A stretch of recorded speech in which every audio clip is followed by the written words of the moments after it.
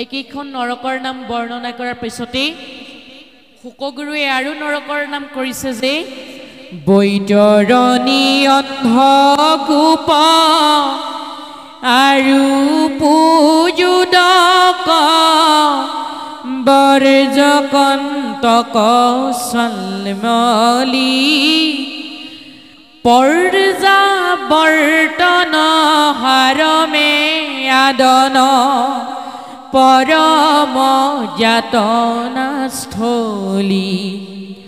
অৱতনিৰোধ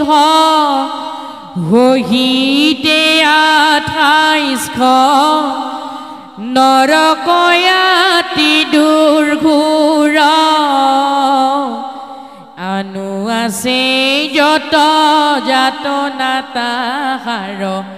কোনে কহি পাৱে উৰা আগতে কৈ অহা নৰকবিলাকৰ বিষয়ে কোৱাৰ পাছত পৰীক্ষিত নিপতিক আৰু কেইখনমান নৰকৰ নাম ক'লে গুৰু ভগৱান শুকদেৱে সেইকেইখন নৰক কি বৈতৰণী অন্ধকূপ পূজুদক বৰ্জকন্তক চালমলি পৰ্যাবৰ্তন হাৰমে আদন অৱতনিৰোধ এইকেইখন হৈছে পৰম যাতনাৰ স্থলী পৰম যন্ত্ৰণাময় নৰক পৰম কষ্টকৰ নৰক আপোনাৰ সমস্তই মন দি শুনিব 28খন নৰক ৰৌৰৱ তামিশ্ৰ অন্ধ তামিশ্ৰ কুম্ভীপাক কালপুত্ৰ অক্ষিপত্ত তপ্নচূৰ্মী লালভক্ষ সাৰকৰ্দম ৰাক্ষস ভোজন শুকৰ মুখ হচিমুখ মহাৰৌৰৱ খণ্ডংশ দণ্ডকোক বিশখন অয়পান প্ৰাণৰোধ হুলপুত অবিচি কৃমি ভোজন বৈতৰণী অন্ধকূপ পজুদক বৰ্জকন্তক চালমেলি পৰ্যাবৰ্তন হাৰমে আদন অৱতনিৰোধ এইকেইখন 28খন নৰকৰ নাম শুকগুৰুৱে পৰীক্ষিত নৃপতিৰ আগত বৰ্ণনা কৰি দিলে আনু আছে যত যাতনা তাহাৰ কোনে কহি পাৱে উৰ এই 28খন নৰকৰ বাহিৰেও আছে 84 লাখ হাজাৰ নৰক এই 84 লাখ হাজাৰ নৰকৰ বিষয়ে বৰ্ণনা কৰাৰ যুগুতি কাৰ আছে কোনে 84 লাখ নৰকৰ কথা বৰ্ণনা কৰি শেষ কৰিব পাৰিব কোনেও নোৱাৰে ভাগৱতত আমাক মাথো 28খন নৰকৰ নামকে বৰ্ণনা কৰিলে এই 28খন নৰকে কিন্তু বৰ ভয়ানক নৰক এই নৰকবিলাকত কি পাপ কৰিলে স্থান পাম 5ৰ অধ্যায়টিত আছে এৰাম পাতে কি প্ৰজাৰ পৰমনিকাৰ কৰন্তে কিং কৰে শাস্ত্ৰী যমপুৰ সানি শুনিয়া সদায় ঘূৰয়াৰ টনা দয়াতি অপ্ৰয়াসে পাপ কৰে নৰে ঐত ভোগে কালে মহাদুখ পুণ্য কৰি জীৱ স্বৰ্গতো বনচয় তহিতে নাহিকে সুখ পাতকী প্ৰজাৰ পৰমনিকাৰ কৰন্তে কিং কৰে শাস্ত্ৰী পৰম পাপী পৰম অধৰ্মী দ্বিজ পাতকী প্ৰজাবিলাকক যমদূতে নি যমনগৰীত সেই নৰকবিলাকত পৰম শাস্তি প্ৰদান কৰে বুলি কৈছে যমপুৰস্থানী শুনিয়া সদায় ঘূৰৱাৰ্তনাদৱানী 7খন পাতালৰ তলত আৰু জলৰ ওপৰত বিৰাজমিত হৈ থকা সেই যমনগৰীখনত প্ৰতিষ্ঠাপিত হৈ থকা নৰকবিলাকত সেই পাতকী প্ৰজাবিলাকৰ আৰ্তনাদে সদায় অশান্ত কৰি ৰাখে নৰকবিলাকত যদিওবা এটা জীৱই জীৱিত অৱস্থাত অলপমান পুণ্য অৰ্জন কৰি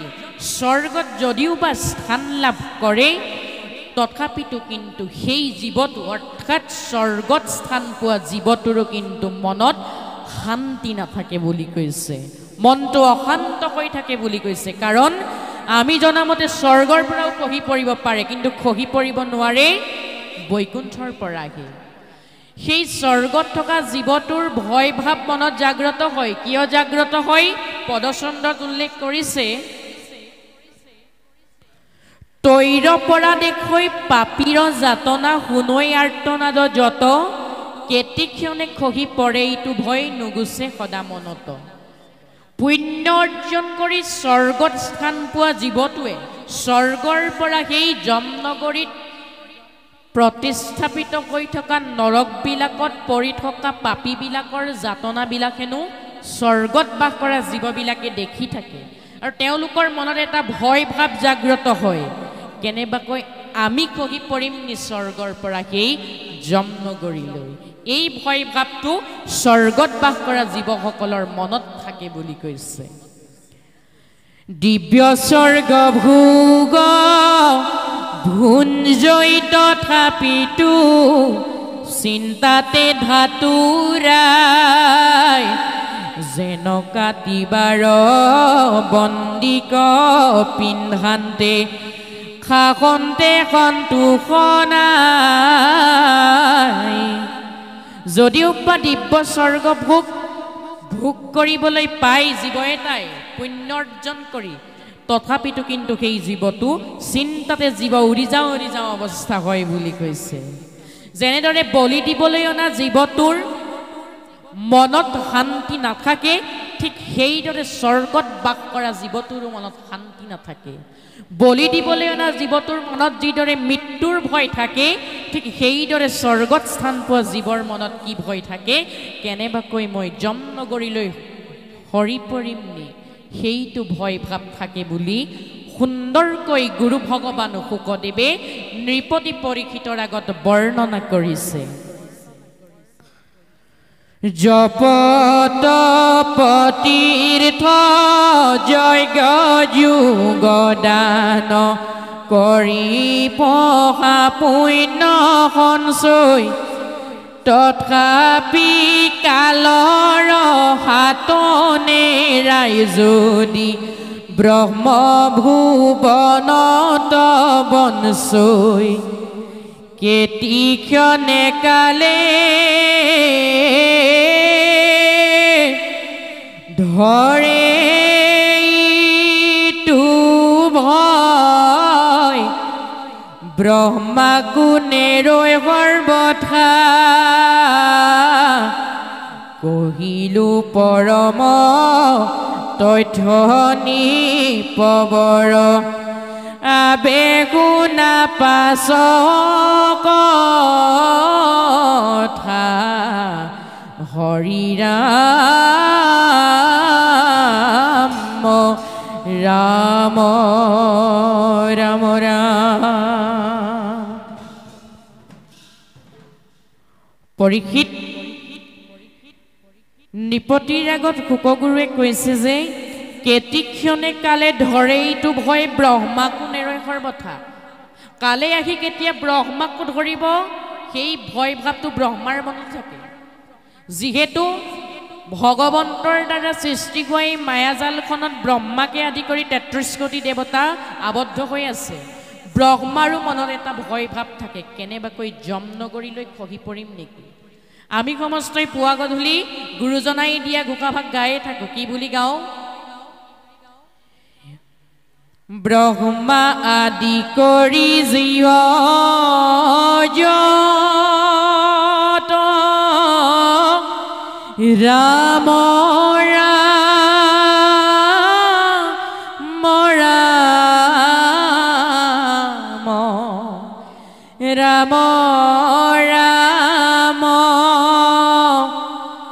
মায়াৰ হৰ জামাজে আশ্ৰয় ঘুমতি যায় মায়াৰ সৰজাৰ মাজত আমি পৰি আছো কোন ব্ৰহ্মাকে আদি কৰি ৩৩ কোটি দেৱতাবিলাক কিন্তু চৈতন্য কৈ আছে এজন সেইজন কোন তুমি খে চৈতন্য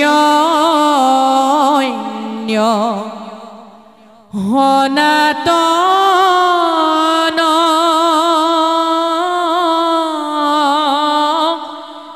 ও ৰাম ৰাম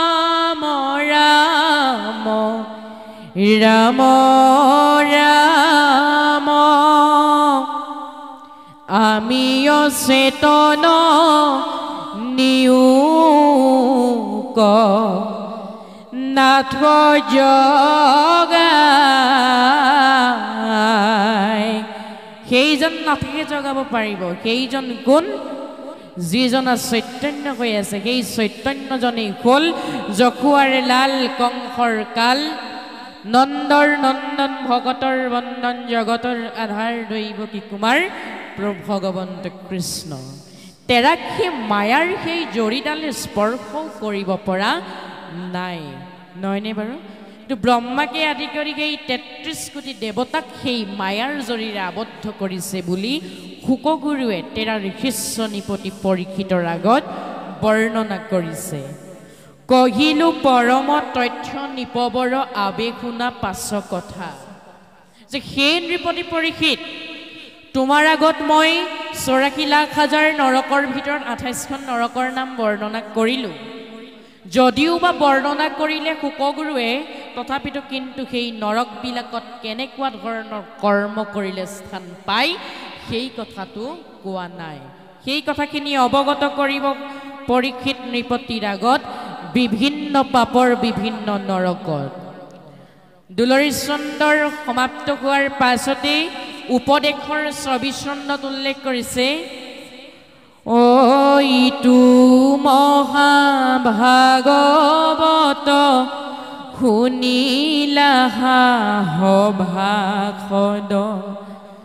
দাৰুণ দুৰ্ঘোৰ যমলোক আয়ু যায় আলে জালে কেতিখনে ধৰে কালে যমপুৰে আবেগে নহৌক জিকাই যে আকুল মন ইটো ভাইজা পুত্ৰ ধন নাতে কটাতে কবে মায়া তিলেকে সংযোগ গুই তিলে কত কিছু নুই চঞ্চলমে ঘৰ যেন কায়া কলে যে ইটো মহাভাগৱত শুনিলা সভাসদ দাৰুণ দুৰ্ঘোৰ যমলোক যে সেই সভাসদসকল তোমালোকে ভাগৱতৰ মহাভাগৱতৰ উপদেশসমূহ শুনিলা আৰু শুকগুৰুৱে পৰীক্ষিত ৰজাৰ আগত বৰ্ণনা কৰা দাৰুণ দুৰ্ঘোৰ কুৎসিত যমলোকৰ বিষয়েও জ্ঞান লাভ কৰিলা আয়ু যায় আলে জালে কেতিখনে ধৰে কালে যমপুৰে আবেগে নহৌক আমাৰ সমস্তজনৰ আয়ুস ৰেখাডাল এদিন এদিনকৈ ছুটি হৈ আহিছে ঈশ্বৰে ১০০ বছৰ আয়ুস প্ৰদান কৰিছে কিন্তু আমি সমস্তই নিজে আয়ুস ৰেখা ছুটি কৰি ১০০ বছৰ আয়ুসৰ ঠাইত ৫০ বছৰ কৰি লৈছোঁ কেতিয়া আমাৰ এই আয়ুসৰ ৰেখা শেষ হৈ যাব আমি কোনেও ক'ব নোৱাৰোঁ এই সকলোবিলাক মায়া কৈছে যে যি কাৰ্যে আকুল মন ইটো কাৰ্যা পুত্ৰ ধন নাতেক তাতেক সবে মায়া চকুৰে দেখা প্ৰত্যেকটি বস্তুৰে মায়াৰ বস্তু অবস্তুক বস্তু হিচাপে দেখুৱাটোৱে প্ৰভু ঈশ্বৰৰ মূল মায়া বুলি কৈছে